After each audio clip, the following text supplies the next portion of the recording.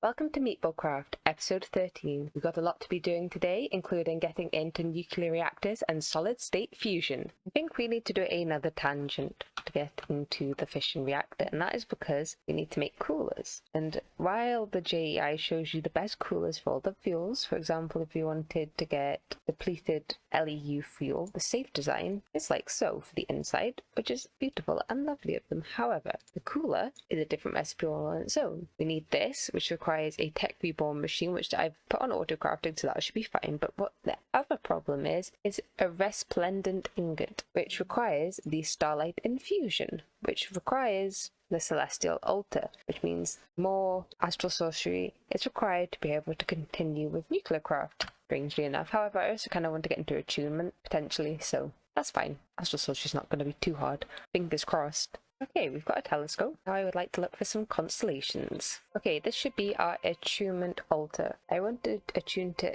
E13 so that we can get more heart. Of course, it's going to take a long time for this to go. Here we go. One attunement altar. So I've made the attunement altar. So if I hold E13 on my constellation paper in my other hand, I can see where to place the relays, which should be like this. I still find it quite hard to place them, but it should be like that. Oh, yep, that's it. We're attuned, so that means we just need to go into the middle.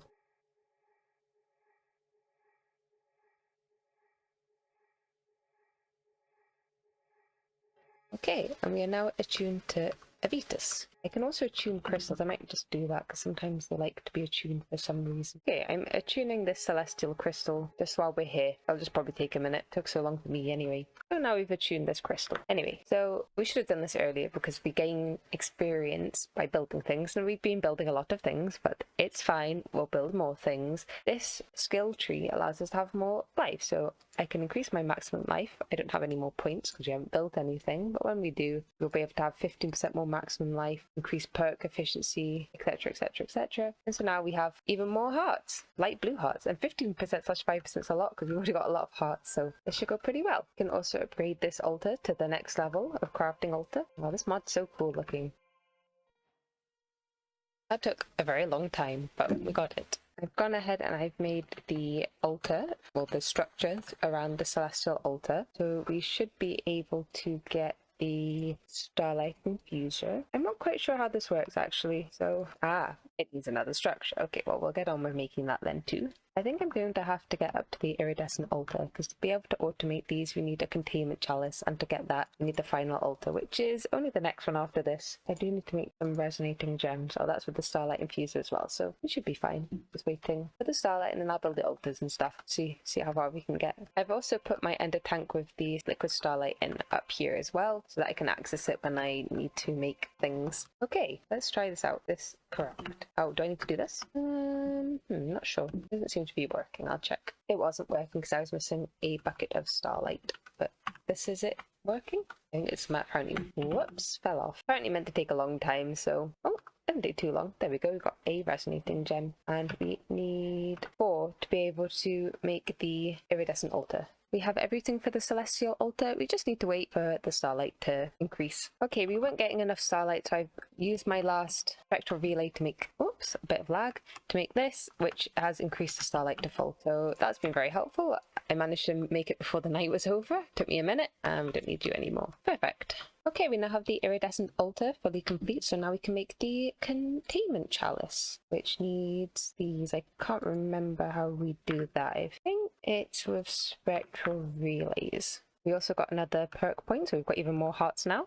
Okay, with a couple more relays, because apparently it takes way too much starlight to make anything at the moment, we should have our containment chalice, which I'm not really sure how it works, so we'll have to figure that out. Okay, we have automated it. So basically, the chalice uses starlight for the infusion altar rather than the pools around the altar. So this basically just means it can run infinitely as long as it's provided with starlight, which we are via the ender tank. We could also put light wells here, but I mean, we've got them down there anyway, so as long as we don't run out of starlight we should be fine. We've got one mechanical user which puts the item onto the starlight infuser. In this case we're putting shadow bars on, and we have another one which is right clicking with the resonating wand that produces these resplendent ingots, which is what we need, and then an item collector just picks them up and puts them into the drawer. When I set up an ender chest into the ME system, I'll switch that out, but for now this works fine and it's completely automatic and was a lot easier to set up than I thought, because I didn't really know what this did, but it seems very, very simple actually. So yes, now we have this on auto, well, this is crafting automatically. We can put on auto crafting, I guess, eventually, but I would use ender chest to do this. I don't want to put all the cable up here or a quantum link or anything. But yeah, so now we can craft this. Yeah, so I'd put an ender chest here and then I'd connect it to the mechanical user as part of the crafting and an ME system. But I'm pleased with this. Took a little while to get here, but worth it in the end. It's better to have a system that we can keep automating rather than one where I have to figure it out later. Now we have our reactor, even though it's not set up. The next quest is called, I may be losing it, which is the Bloodmaster's Tome. And to make this, we need depleted LEU235 fuel. And to get that, we have to do some fission with LEU235 fuel, which is a mix of uranium and uranium oxide, which is, or just uranium 238 and uranium. How do I get that one? Okay, so we can make that pretty easily. We've already got all the stuff for that. And then we just need to put it into the reactor. So we just need this amount of fuel to make the perfect reactor for that. So hopefully we can do that, and we'll go do that in a faraway chunk. We should have the radiation scrubbers now too, so that should also work fine. I have forgotten one thing, and that thing is the implosion compressor to make the hyper chitinous plates. I'm not sure how this works, but hopefully we can just power it up and it'll just work really easy. Okay, so I've just set up the implosion compressor over here. I'll probably move it at some point, but I just wanted to get this done. So if I put these in here, oh, it's the reinforced exoskeleton plate. It's not that one. Okay, it's this. Got EMC as well, so that's fine, and how it works. Oh, it takes a lot of power, doesn't it? Goodness me. What sort of upgrades do these machines get then? Overclockers and energy storage.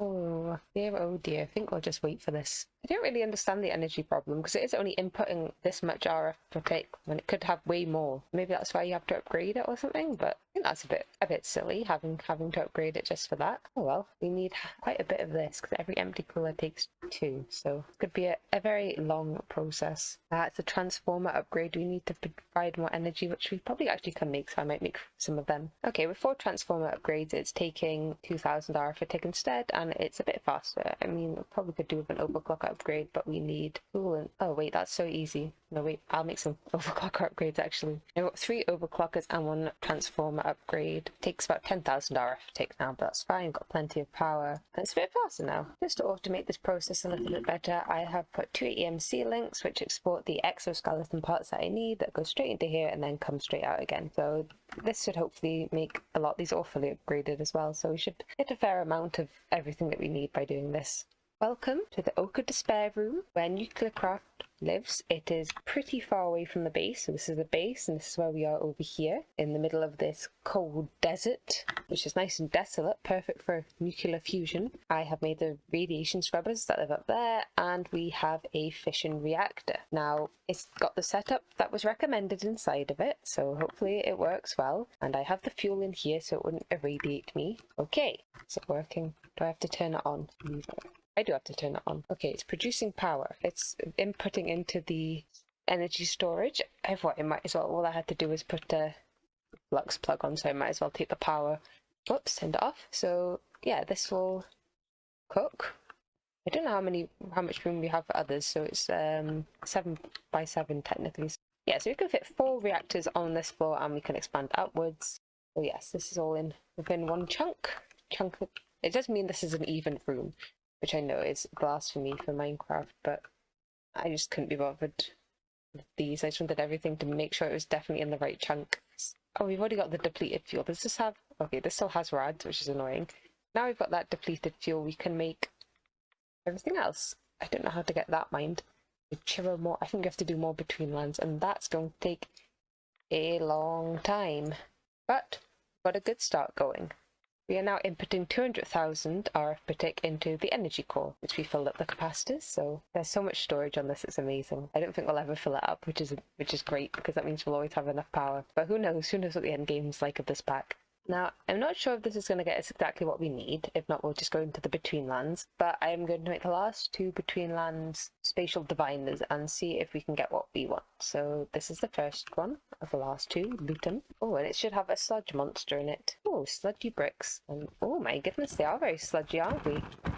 Okay, I think they're all dead. So we're going to open the chest and we get pestilence. Right click to summon a little sludge man. Okay, I think he's my friend. What was there I meant to get? Menacing sludge. Why didn't I get that? There's more up here. Oh, there's like a button for a boss, so...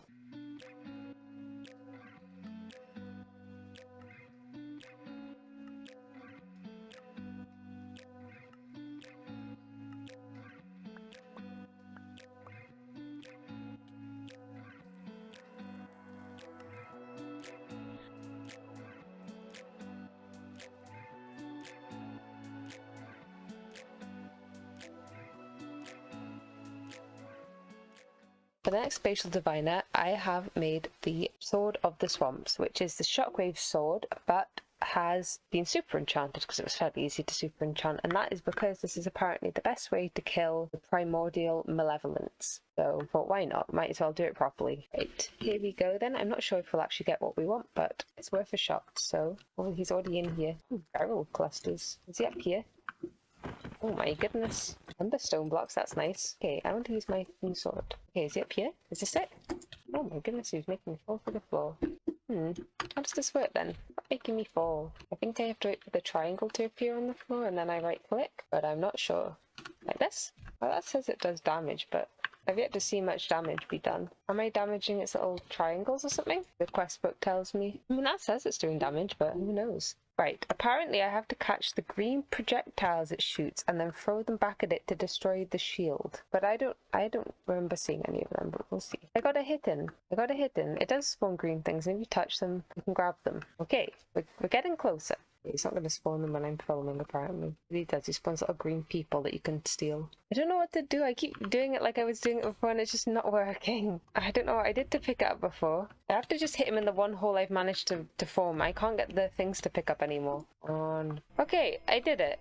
He's dead. Oh my goodness. And I'm full of absolute rubbish. I'm not going to be able to pick up anything he gave me. Which is probably not even the stuff I wanted. I didn't get the barb, so we're going to have to go to the Betweenlands and find a raised isles biome, apparently. And I think this is it over here. Yeah, you can find... Ooh, it's painful. Ah, is that it? Yes, those are the barbs that we need. What else to do? There's out here. Oh, your other things? Might as well collect some of them. Oh, there's babies. Oh, horrible. My goodness, get off. Okay, well, we obviously spawned this before, but it didn't drop all these things, right? Well, I think we got what we wanted anyway. So I'm just gonna go. I think I need to relog. I've relogged now and everything seems fine. I don't really know what happened, but I even teleported back after just resetting, like closing and opening, not the client, but just the world. And yeah, the lag was insane every two steps, so it was freezing. So at least that's sorted out now. The next thing we need is a soul shard, which I think you craft like this. Close them in the middle and then right click with the diamond. Yes, and we have a soul shard. So this needs to be bound to blazes. I'm also going to take a mob imprisonment tool to the nether so that I can take a blaze home and spawn it quicker than I can wait for the normal blaze spawners to spawn them. How come when I don't want to find a blaze, I can find a million of them, and the one time I want to find a blaze, I can't find a single one? I found enough to make the soul shard, and I did accidentally right click on the spawner so that I absorbed it, but still there should be a blaze around here somewhere. Yeah, we found one. Thank you. And I made a vile sword, which I've now super enchanted, so it has Soul Stealer 55 and Unbreaking 6 on, so that should help a bit. Okay, this sword's insane. It was worth super enchanting. It's nearly filled the soul shard already. Yeah, we're already at tier 4. I think we only need one more soul. Maybe a couple more? Yeah, there we go. It's already done. This took literally 2 minutes. We now should be able to craft the Bloodmaster Tome. It doesn't like my soul shard, but there we go. 1 Bloodmaster Tome. The world might get a little harder, which is great because the weapons we have are still not the best, so let's use it. Now we've unlocked the Bloodmaster stage. Wonder what this will bring. I'm trying to prepare the next 3 void resource miners. However, we've come to a little bit of a snag when it comes to this one. We need dark mithrilium blocks. We don't have any mithrilium. It's quite hard to make. This is how to make it, but you can also use a mithrilium egg and some charcoal to get one. Mithrilium eggs are dropped by mithrilium chickens, and they are crafted using more mithrilium. So the plan is to make this mithrilium egg so we can have mithrilium so I can finish off making the miners, and also so we can have mithrilium in the future. After lots and lots of crafting, we now have our Mythic chicken egg, and to use this I want to put it in a mechanized coop, which is another multi-block which we haven't used yet. I think there should be structures in the world that provide you all the blocks you need to make it, but we'll see. We might have them all already if they're just stuff from the Erebus, and then we can start making Mythic. I have found the coop, but it is in a nuclear wasteland. Oh, it's the evil emerald chickens again, so I'm going to try and pick this up quickly and then I'll go. It took me a while to find. I wanted to find it. Whoops, I killed him. Yeah, I wanted to find it myself because I needed some more Astral sorcery paper for me. Very full inventory. I've been also killing dragons and all sorts, so put some of that away we can get. We got back safe despite a little bit of radiation, so I'll just eat some golden apples and hope that goes away. Typical that I looked all over the place, and the one place I found it was in the nuclear wasteland. It's just how this sort of stuff goes. A bit of time later, and I have made a little coop building. It will fit 4 mechanized coops, so we can expand if we need to.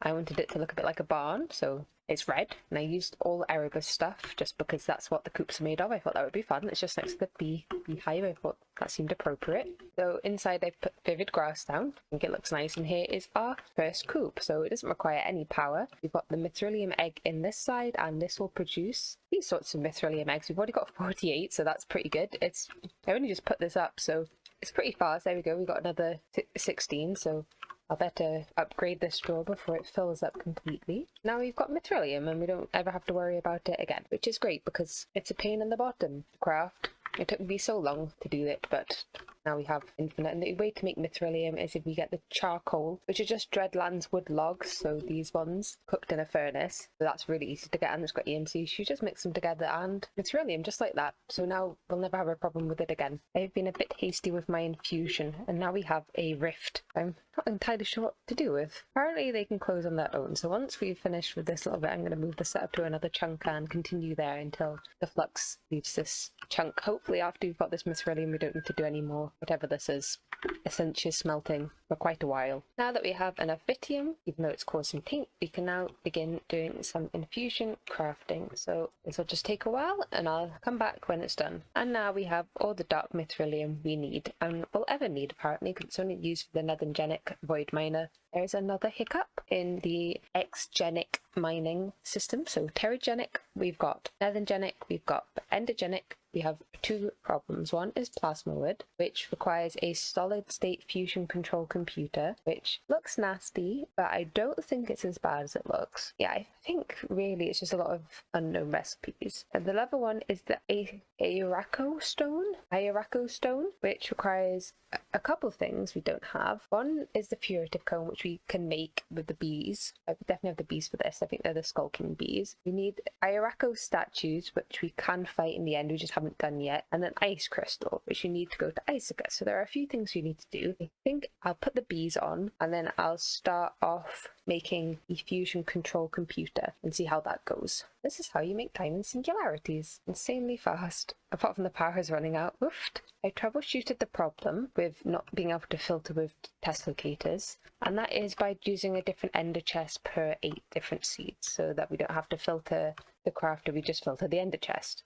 So this way we have no build-up of essence in the ender chest anymore, and things getting into here way faster. Oh no, not that one. This one. Everything's getting into here way faster. There'll be no backup now. Not that it was really a problem, but just I was adding extra ender chests anyway, just because the transfer rate was really slow because it couldn't pull things out fast enough. So this just helps with both problems. I've had to get a bit set up in Witchery to be able to make the Ritual of Foresight to get the crystal ball to make the crystalline lens. It's reusable, so we only have to do this once. We have enough altar power, and I just made the chalk circle. So I think all I need to do is right click in the center, and this should, that just pops out. I thought that might start it. Right click the golden chalk. Oh, there we go. And the ritual will begin.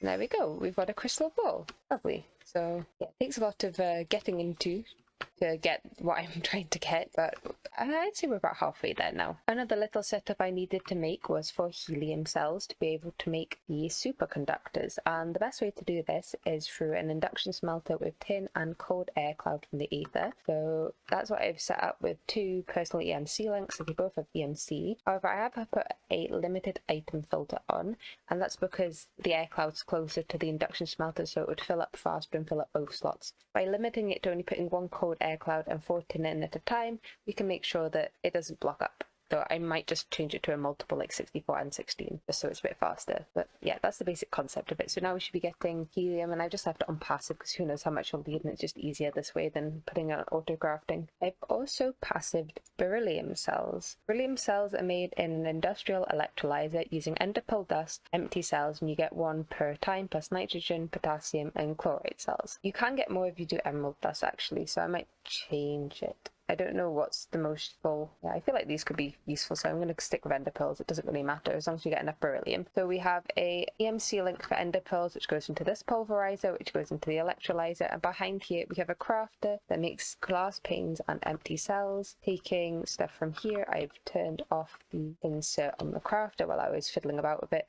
So yeah, we make empty cells, they go into here straight away, and it just processes. It's a bit slow, but it's fine. It also imports directly into the system and not into a dank, just because I thought we're probably not going to make enough of it, and if it gets too full we can just turn it off. This chest is hidden in the base just behind the wall near the terminals, and should produce us enough beryllium cells. These are to make the iridium neutron reflectors, because the thick neutron reflectors need them, and that is, I think, the last piece of the puzzle. Well, I can craft it. I know I need some restonia and some mana steel. I can just put them in the system, and also the plastic. It's going to take a while for the beryllium cells to catch up, but that's all right. We can make a room to actually put this in, since it is a 7x7x1 sort of thing going on. And probably actually will need a lot more beryllium, because we also need fusion. We need 16 of these, so that's a lot of beryllium. Maybe I will change it to emeralds. Honestly, I just want to say that this wasn't actually too bad to automate.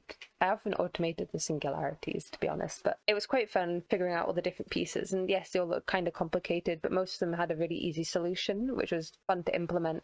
All the machines weren't too hard to craft, and when they did craft, they've got a really good UI where you can select inputs and outputs like this, so you can choose this square goes here and this square goes there, which I think is really nice. Did I not upgrade this fully? Whoops. So yeah, anyway, I'm really pleased with the way this has actually gone. Sometimes it can be a little frustrating with these sort of things. Oh yeah, that's fully upgraded. Anyway, yeah, so it can be a bit frustrating sometimes trying to automate this sort of things when you have to make like a million sort of things that you kind of on a tangent about, but this is all kind of tech reborn stuff, so I've enjoyed it. Another thing I really like about this pack is that you can use EMC to build things. Honestly, it makes things much more fun to build, and it's kind of harmless to be able to give it EMC for building blocks, because all you're going to do is make pretty things. It's not like it changes the game that much, but I've been having a lot of fun building in this pack, if you can't tell by the strange things I build, but I'm having a really good time. Okay, this will be our room for our solid state fusion computer thing.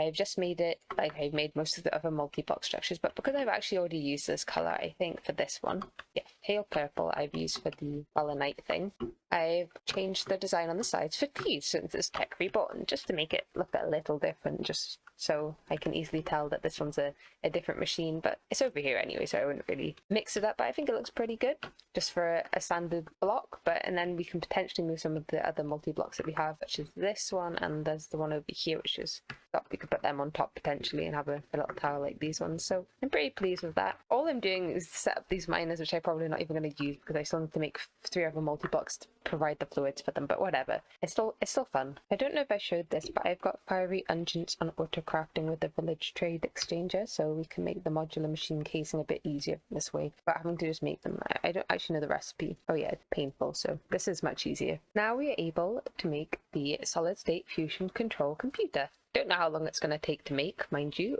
Oh my goodness, over 1,000 insulated copper cable. No wonder we needed so much rubber. I've also finally improved the rubber situation, so this is still very slow. I might put some speed up. Oh, this doesn't have any speed upgrades. It's a bit boring. Anyway, so I've upgraded this by having this autocraft into the big rubber, and now it goes straight into the red matter furnace and into the system, just like that. And there's not enough for it to be over encumbered. Might have to add a few more of these if it becomes a problem. I mean, this is keeping up fine, it's just this one.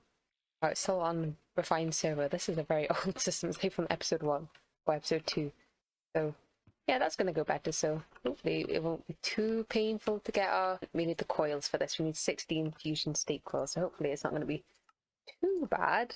Oh, you can find them on Mirror Mechs. Interesting. But yes, we're getting there. You know, in this pack you just do one simple thing, like make a few multi-blocks and go on tangents and several different mods, Astral, sorcery, tech reborn, spawn witchery, who knows what else. It's good for integrating you into lots of different things, which is exactly what I wanted in a mod pack, so I'm pleased. You know, now we've got the Mithrilium chicken, I think we could make the arcane auto infuser. I think it just works like the infuser, but instead of putting in Venture, you just put in the crystals. It doesn't require any fluid, it requires some power. Oh, I am very tempted. I might have to go on the list of things we need to do. I don't know what the auto workbench is like.